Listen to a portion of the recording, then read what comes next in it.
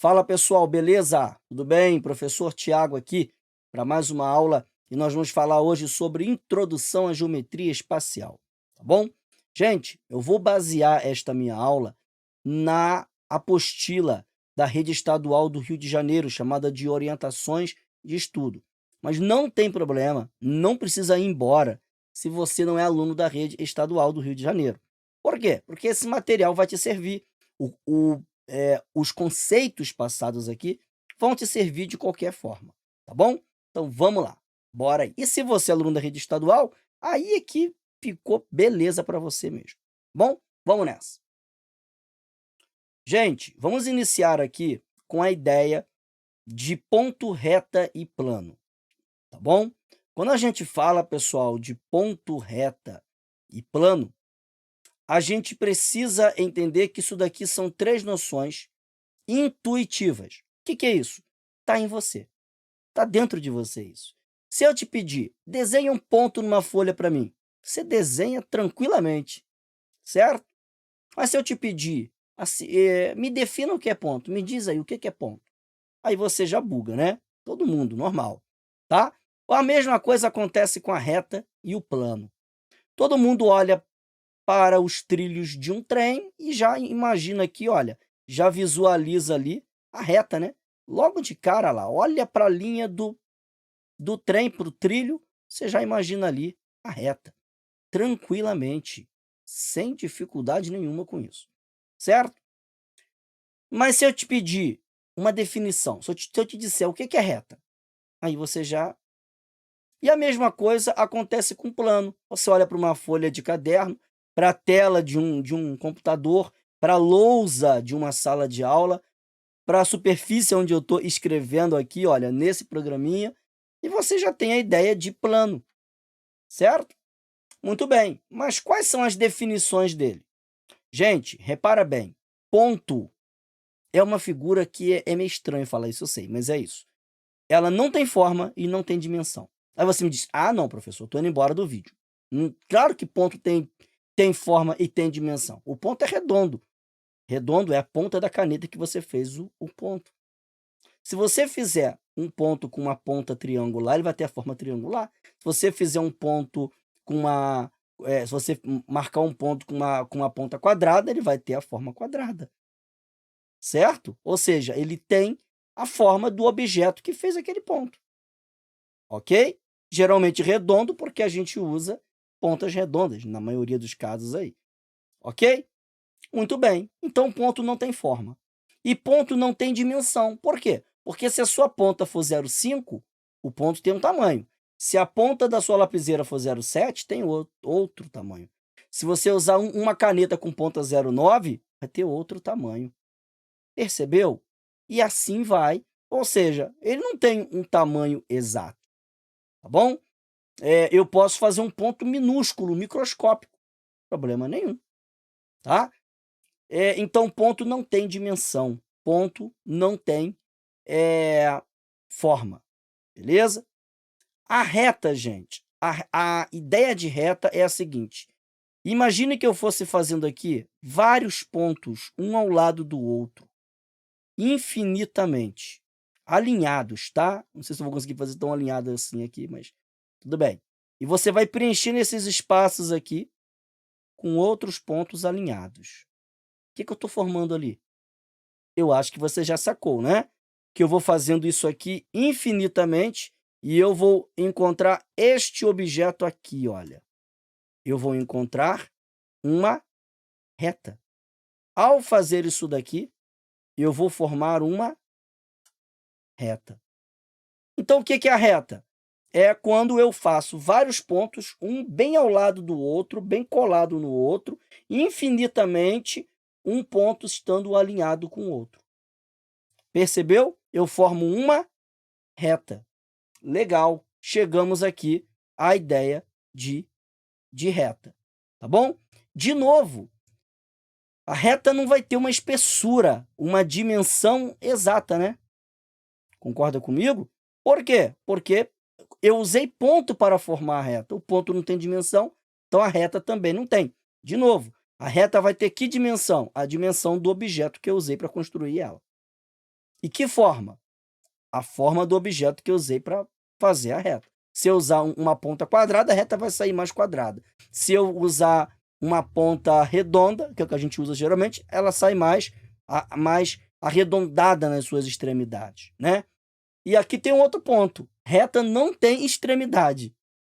A reta, na verdade, pessoal, ela é infinita para a minha direita e infinita para a minha esquerda. Alguns livros didáticos até colocam uma seta assim nela para indicar isso. A reta é infinita à minha direita e a reta é infinita à minha esquerda.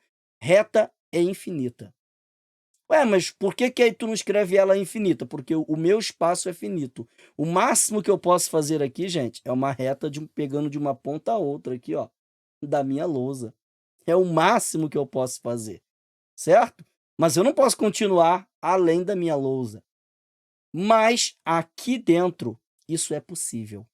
Eu consigo imaginar aqui, por mais que eu não consiga reproduzir isso, essa ideia de infinito no papel, mas a mente humana consegue compreender qual é a ideia do ser infinito aqui, tá bom? E por que ela é infinita? Tanto para a minha direita quanto para a minha esquerda. Porque eu posso continuar colocando esses pontos aqui infinitamente para a minha direita e infinitamente para a minha esquerda. Eu posso continuar fazendo pontos aqui infinitamente. Ok? Muito bem. E qual que é a ideia de plano? Imagine agora que eu pegue várias retas e alinhe essas retas. Uma bem coladinha com a outra, ó. Vou fazendo assim retas, uma reta bem colada com a outra, infinitamente. Infinitamente, ó. Continuo fazendo isso aqui, eu não canso, eu fico toda a vida, mas eu já estou cansando, certo? Mas vamos imaginar que uma pessoa tenha disposição para ir fazendo isso aqui infinitamente, certo? Muito bem. Ele está construindo uma outra ideia, que é a ideia de quê? De plano, certo? Repare que esse plano vai ser infinito para cá, porque eu posso ir fazendo retas aqui infinitamente, a ideia é essa. Ele vai ser infinito para cá, porque eu vou fazendo retas para cá também infinitamente. E ele vai ser infinito para a direita e para a esquerda. Por quê? Porque as retas são infinitas para a direita e para a esquerda. Ok? Então, eu vou construir aqui um plano. Se eu fizesse isso na minha lousa aqui, eu fizesse várias retas aqui, ó, ia chegar numa certa hora que eu ia ocupar a lousa inteira. Não iria? Por isso a lousa é um plano, certo? A ideia de plano é exatamente essa. O papel é um plano. Se você pensar bem, se você pegar vários filetinhos pequenos de folha e for colocando um ao lado do outro, colando eles bem próximos, um ao lado do outro, você forma o quê? Um plano, certo? Então, gente, a ideia de plano, de reta, ponto e plano, é essa, gente, tá bom? Eles são infinitos. Então, repare, o plano ele tem dimensões infinitas para todas as suas direções, tá bom? A gente diz que a reta ela é unidimensional, ela tem uma única dimensão, tá? O plano a gente já diz que ele é bidimensional, ele tem duas dimensões. Ele vai ter a sua dimensão horizontal e a sua direção vertical, tá bom? Muito bem, as suas orientações aí, né? Horizontal e vertical. Muito bem, gente. Entendido isso? Espero ter deixado isso aqui bem claro. Uma coisa que pouca gente fala, pouca gente conceitua isso aqui dessa forma. Bom, vamos lá.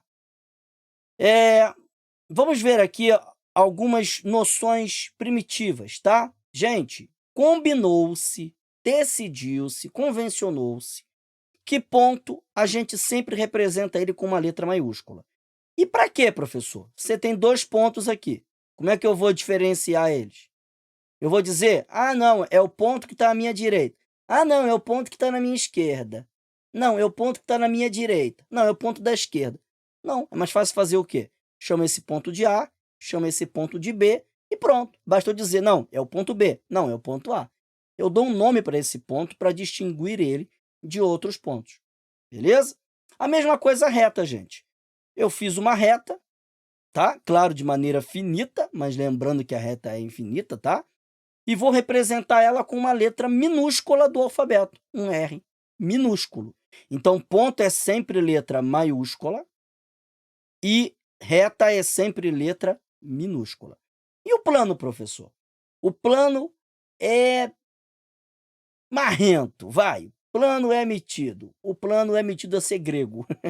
Por quê, gente? Porque o plano usa uma letra minúscula grega, tá? Isso porque, gente, os gregos tiveram muita influência na geometria, tá?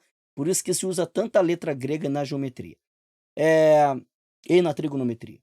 Então, você tem um plano, você vai dar um nome para esse plano. Você vai chamar ele de quê? Espiriquidibert? Não. Você vai chamar ele de alfa. Vai colocar uma letra grega. Alfa poderia ser beta, tá bom? Se for um outro plano, a gente coloca outro nome.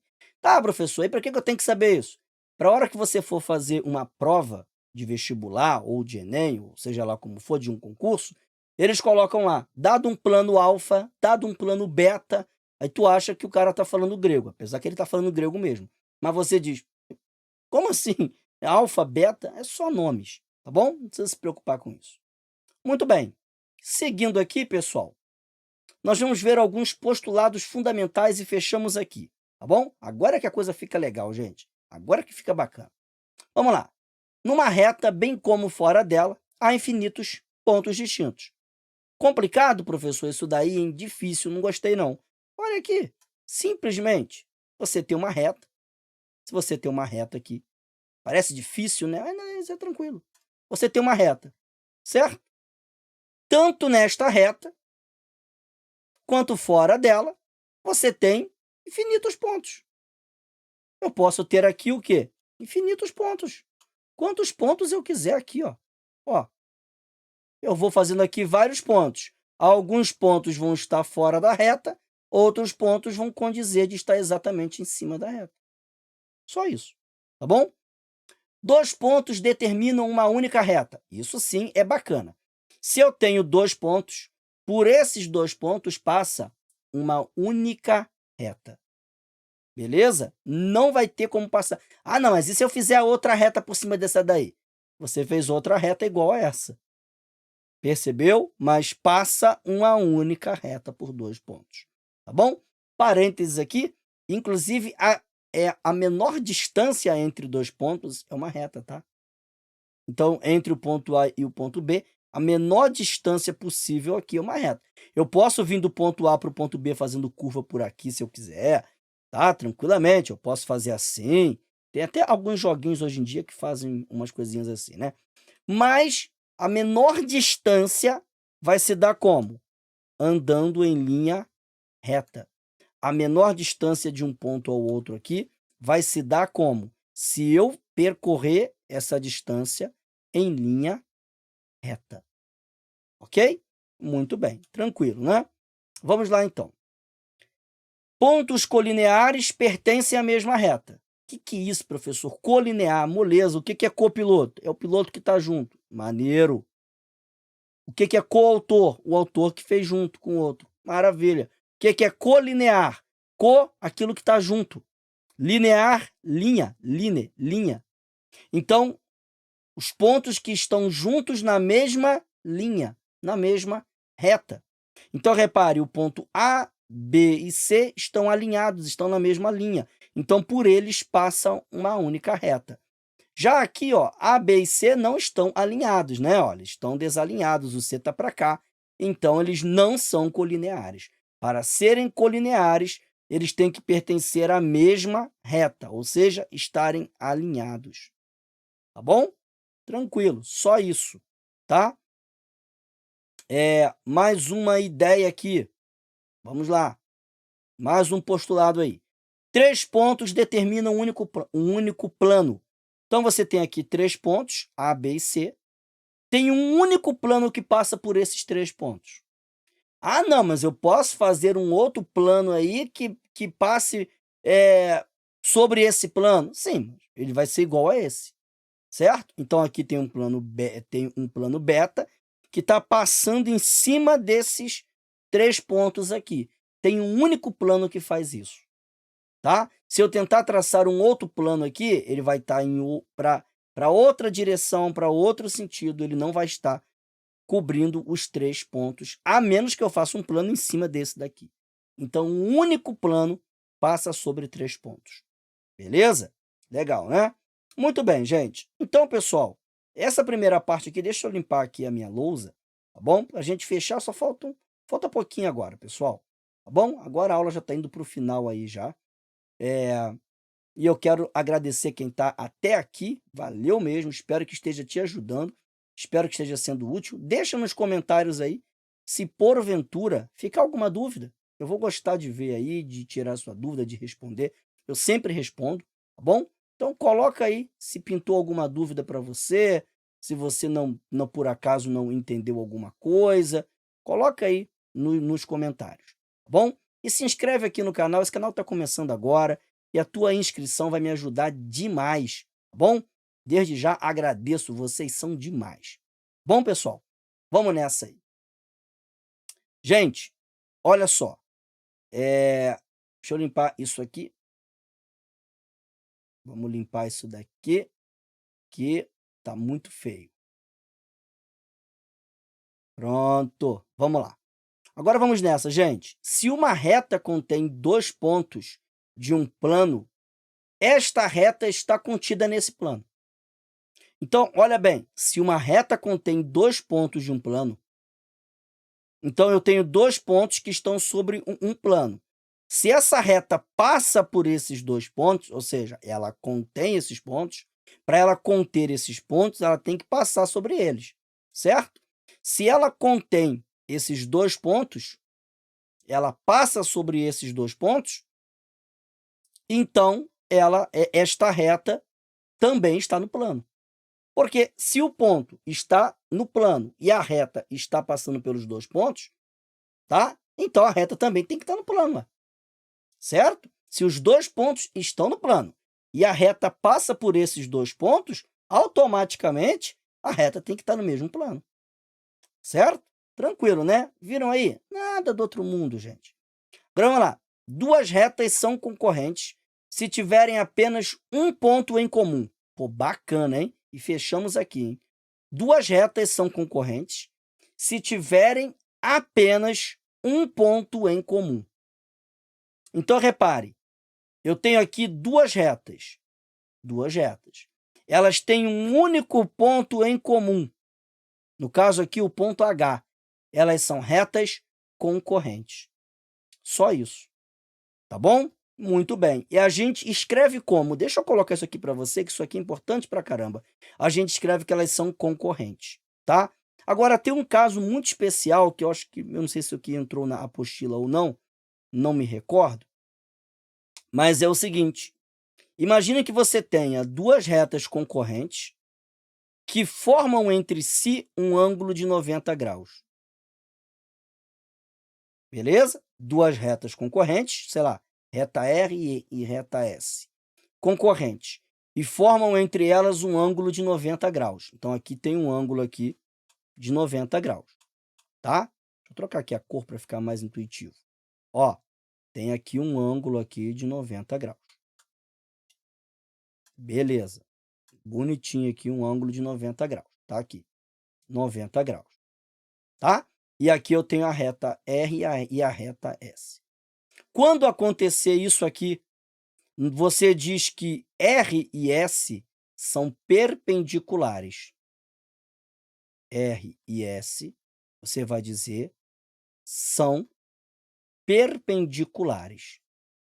Já vi que não vai caber. Deixa eu botar isso aqui para baixo, vai ficar melhor. Você diz, então, que R e S são perpendiculares. Olha esse nome, perpendiculares. Ok? Nossa, que letra. Eu tô me acostumando com minha mesa digitalizadora nova, gente, tá bravo. Perpendiculares. Melhorou. Ok? Prontinho. Então, a reta R e S são perpendiculares. Acabou, gente. Só isso.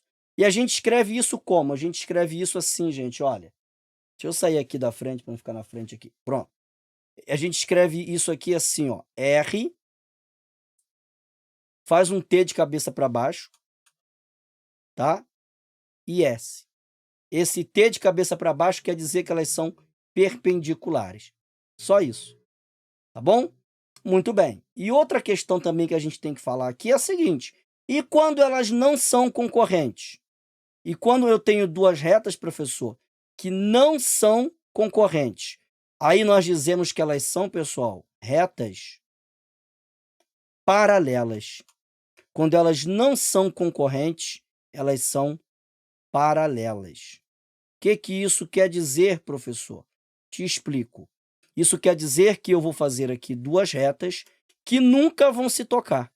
Nunca terão um ponto em comum uma com a outra. Olha, faço aqui a reta T e U, por exemplo, tá? E elas nunca vão se tocar. Repare ali, olha, que eu posso prolongar isso aqui infinitamente e infinitamente, uma vez que as retas são infinitas, mas elas nunca vão se tocar. Uma ideia muito legal disso daqui é as linhas do caderno. São retas paralelas, nunca se tocam, tá bom? E nunca tendem a se tocar também, porque, por exemplo, se eu fizer assim, gente, olha, tem gente que confunde. Se eu fizer assim, olha, deixa eu fazer um esquema aqui para você. Eu te pergunto aqui, essas retas são retas paralelas? Aí você me diz, elas não estão se tocando, então são. Não, elas são retas concorrentes. Por quê? Porque se eu pegar esta reta aqui e prolongar ela, se eu pegar a reta que eu tinha feito antes, ó, se eu pegar aqui a reta que eu tinha feito antes e prolongar essa reta, elas se tocam. Percebeu? Então, elas são retas o quê? Concorrentes, tá? Para serem paralelas, elas nunca vão se tocar, por mais que eu aumente essas retas para a direita e para a esquerda, ok?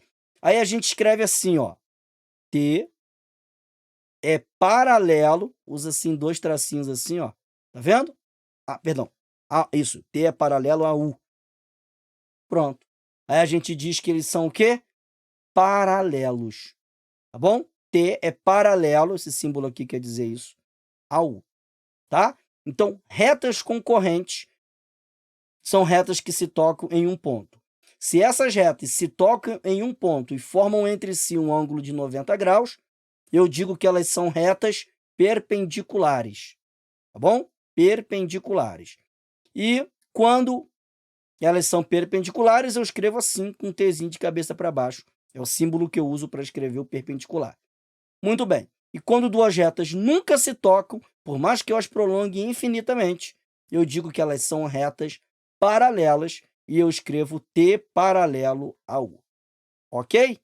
Já fui longe demais, já fui até além do que as OEs haviam proposto aí, tá bom? E espero ter te ajudado. Se te ajudou, deixa o like aí. Se não é inscrito, fortalece o canal, me ajuda aí se inscrevendo. Se eu te ajudei, me ajuda também, tá bom? Agradeço vocês demais pela atenção. Fiquem com Deus, até a próxima. Forte abraço, valeu, fui!